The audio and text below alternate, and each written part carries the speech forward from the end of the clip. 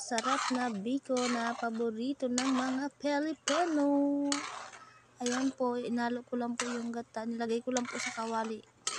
Hindi ko na po pala pinakita kung paano ko nilagay. Basta nilagay ko po yan. Ayan po, nantay ko lang kumulo at patuyuin na po siya. Yan guys, alo-aloin lang na po natin at antayin po natin mag golden brown na po siya at pwede natin isa tabi mamaya.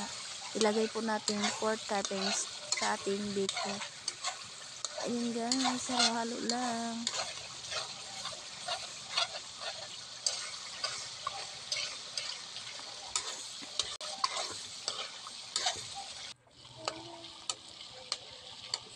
Mix lang natin. Ayan guys, malapit na po na mag-brown. Halo-halo lang hanggang mag-golden brown po ang ating latik. Masarap po yan siya for toppings sa ating mga biko.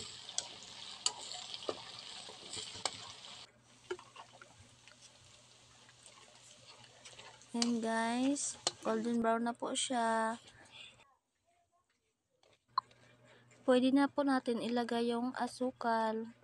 Tunawin po natin ng gusto para mamaya pag natunaw na po siya guys, pwede na natin ilagay yung ating malagkit.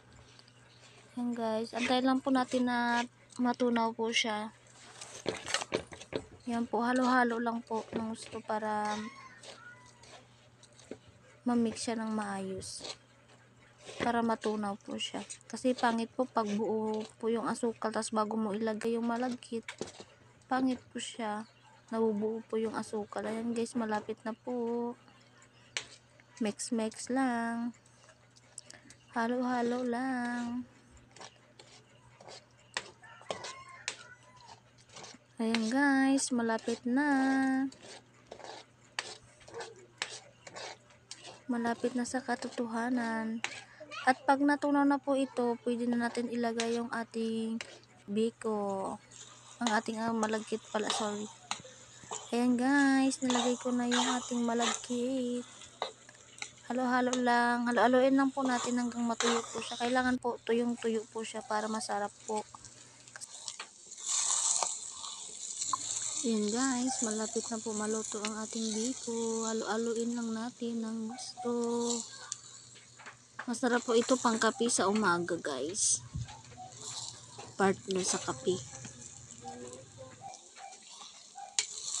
Patuyuin lang natin ng gusto ang ating biko para masarap po.